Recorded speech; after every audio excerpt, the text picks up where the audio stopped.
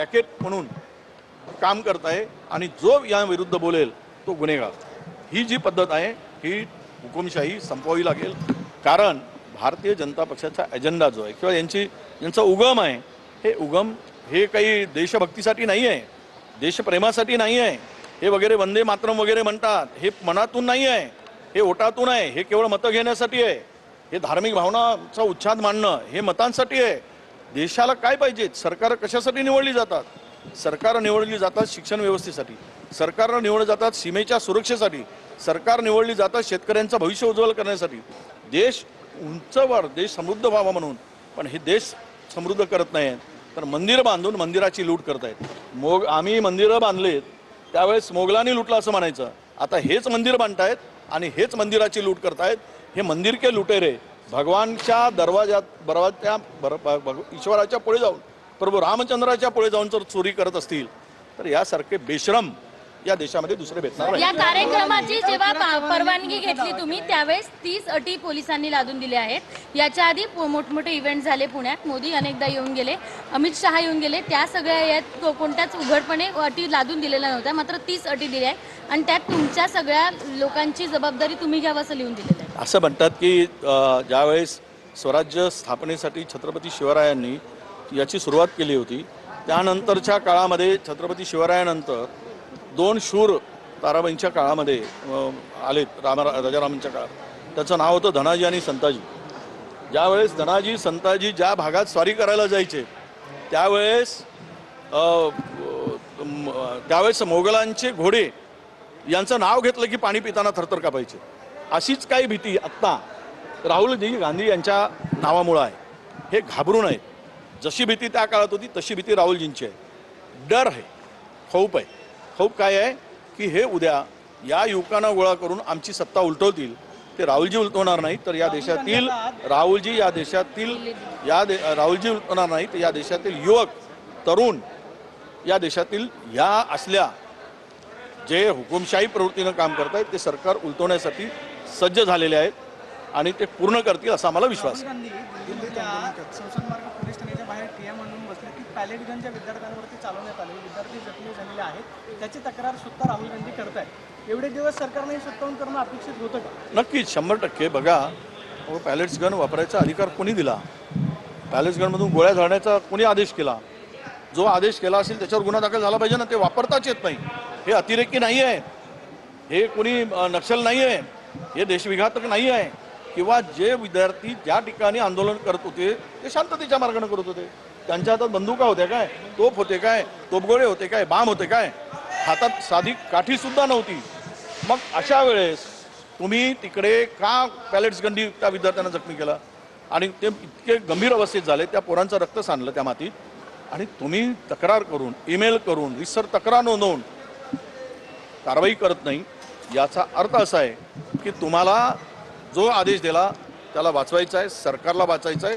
म्हणून राहुल गांधींनी त्या विद्यार्थ्यांना न्याय मिळवण्यासाठी स्वतः एक विरोधी पक्षनेता विद्यार्थ्यांच्या पाठीमागे खंबीरपणे आणि ताकदीनं उभा होतो।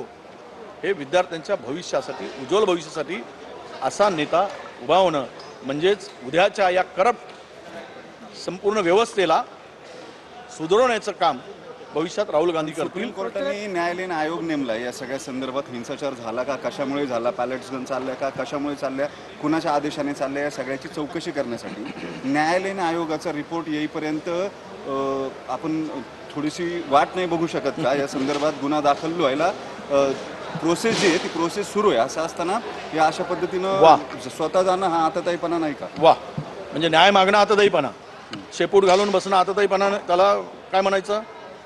पोरांचं रक्त सांडलं, एका पोरावर कितीतरी छर्रे लागलेले दिसले, त्याचं शरीर रक्तबंबाळ झालं होतं आणि तुम्ही न्यायालयीन चौकशी करताय। या राज्यामध्ये किती SIT नेमलेत तुम्हाला माहीत आहे?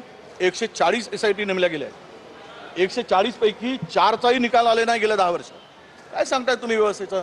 तुम्ही सगळे ईडी तुमच्या हातात, CBI तुमच्या हातात, न्यायव्यवस्थेमध्ये तुम्ही गडबड करून ठेवली। तुम्हाला संपूर्ण यंत्रणेचा दुरुपयोग केला आहे, तर न्याय कोणाकडे मागायचा? जर न्याय मिळाला असता तर एवढ्या रक्तबंबाळ झाल्यानंतर पोरांना त्या ठिकाणी युथला तुरंत गुन्हे दाखल झाले असते। झाले नाही म्हणूनच तर राहुलजी गेलेत आणि तुम्ही 5 वर्ष चौकशी करणार। 5 वर्षाच्या चौकशीनंतर मग काय होईल? गुन्हा घटना घडते, एखाद्याचा खून होतो, एखादा मुलाचा गंभीर जखमी होतो, तो तुम्ही चौकशी करत बसणार? तो एव्हिडन्स नाही. गोळ्या लागले तो एव्हिडन्स नाही आहे. त्याच्यावर अंगावर छर्रे लागले ते एव्हिडन्स नाही आहे. त्याचे हातपाय तोडले गेले तो एव्हिडन्स नाही आहे. अजून कसला पाहिजे? यामुळे राहुलजी एग्रेसिव्ह आहेत आणि विद्यार्थ्यांच्या भविष्यासाठी लढत आहेत. पृथ्वीराज थँक्यू. चव्हाणांनी एक दावा केला आहे की 2014ला शिवसेनेसोबत जाण्याचा प्रस्ताव होता. तसं काय होतं का? कोणाचं? पृथ्वीराज बाबा असं म्हटलेत की 2014लाच शिवसेनेसोबत जावं. मला माहीत नाही, कारण मी त्या मेन स्ट्रीममध्ये नव्हतो. त्यामुळं ते त्यावेळेस मुख्यमंत्री होते. कदाचित त्या लेवलवर चर्चा झाली असेल. ज्या गोष्टीची माहिती नाही त्यावर मी भाष्य करणं मला वाटतं उचित नाही. रोहित पवारांनी राहुल गांधींच्या स्वागताची बॅनर लावली. त्याच्यामुळे अशी एक चर्चा आहे की रोहित पवार आता काँग्रेसमध्ये पक्षप्रवेश करणार आहेत. काय खरंच तसं काय आहे का? राहुलजींच्या मागे उद्या देश उभं होत आहे. हे जे पळपुटे आहेत ना, देश उद्ध्वस्त करणारे, देशाला कर्जबाजारी करणारे, देशामध्ये मंदिर मस्जिदच्या नावाने युवकांचं आणि तरुणांचं विद्यार्थ्यांचं भविष्य उद्ध्वस्त करणारे, याविरुद्ध देश एकवटतो आहे आणि देशातील जनता राहुलजीबरोबर उभी आहे. आणि त्यामुळंच हेही आमच्या रोहित भाऊला पटलं आहे. त्यामुळे रोहित भाऊ राहुलजींच्या पाठीमागे उभे आहेत. छात्रों की गूंजच्या नियोजनासाठी काँग्रेसची एक नवी टीम गेल्या 8 दिवस पुण्यामध्ये मुक्कामी दिसून येते. त्याच्यात ज्येष्ठ नेते फार दिसले नाहीत. यशोमती ठाकूर, बंटी पाटील, त्यांच्याबरोबर अतुल लोंढे आणि विश्वजित कदम असे नव्या दमाचे नेते दिसत आहेत. तुम्ही बाळासाहेब थोरात किंवा नाना पटोले हे अगदी एकदम इव्हेंटच्या 1 दिवस आधी पोहोचलेत. ही नवी फळी, नव्या फळीवरती राहुल गांधींचा विश्वास जास्त आहे का? नियोजनाची जबाबदारी हे असले प्रश्न विचारून तुम्हाला काय साध्य करायचं आहे हे मला कळतंय. तुमच्या विचारात काय आहे नेमका? अरे कोणीतरी लढतोय, कोणीतरी येत आहेत आणि नव्या दमाचे आणि जुन्या दमाचं काय विषय आला? सगळेच आम्ही काम करतोय, सगळेच मिळून काम करतायत. आणि ज्यामध्ये तुम्हाला अमित शहा वर्सेस देवेंद्र फडणवीस, अमित शहा वर्सेस योगी हे बोलता येत नाही. त्यामुळे तुम्ही किरकोळ गोष्टी पुढे आणताय. पॅकेजला बाईट झाला माझं.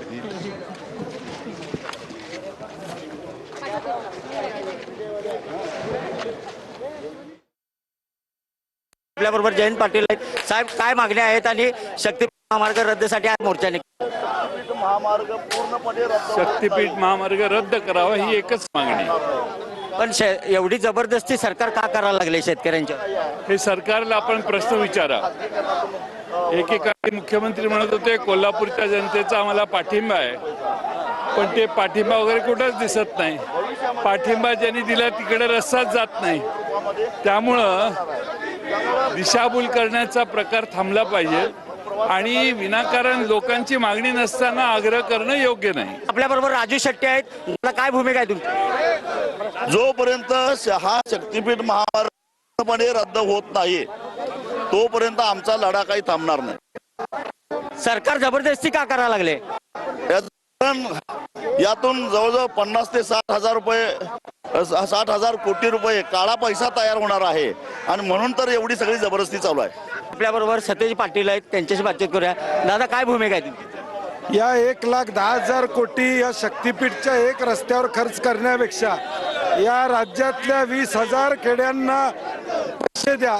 या राज्यातल्या छत्रपती शिवाजी महाराजांच्या किल्ल्यांना 500 कोटी रुपये द्या आणि गरज नसलेला महामार्ग या ठिकाणी लादू नका. विरोध असताना कॉन्ट्रॅक्टर धार्जिन हा महामार्ग फक्त या ठिकाणी करण्याचा प्रयत्न सरकारचा. आपल्याबरोबर महादेव जानकर आहे. दादा, काय भूमिका आहे तुमची? काय नाही, आता जी विशाल दादाने सांगितलं ते शेतकऱ्याच्या बाजूने आम्ही आहे. त्यामुळे राज्य सरकारनं बागायत शेतीतून जाणारा रस्ता बंद करावा आणि दुसरं प्रोजेक्ट घ्यायच्या भानगडीत. त्यांना रस्ते बांधण्याशिवाय त्यांच्याकडे काही नाही का? तर रस्त्यामधून सर्वात जास्त या राज्य सरकारला कमिशन मिळतं आणि त्या कमिशनमधून सरकार मिळवायचं. म्हणून या राज्य सरकारला आमचं म्हणणं शेतकऱ्याच्या दृष्टीनं एवढंच त्या माध्यमातून आव्हान आहे. आपल्याबरोबर जयंत पाटील आहेत. साहेब, काय मागण्या आहेत आणि शक्ती महामार्ग रद्दसाठी आज मोर्चाने? शक्तीपीठ महामार्ग रद्द करावा ही एकच मागणी. पण एवढी जबरदस्ती सरकार का करायला लागले शेतकऱ्यांच्या? हे सरकारला आपण प्रश्न विचारा.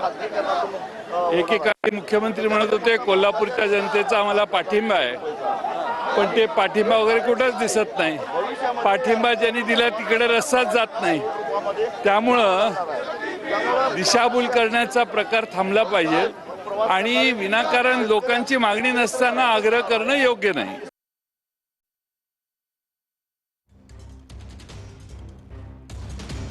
दोन दृश्य, दोन महत्त्वाच्या घडामोडी. दिल्लीत संसद मार्ग पोलीस स्थानकाबाहेर राहुल गांधी यांचा ठिय्या.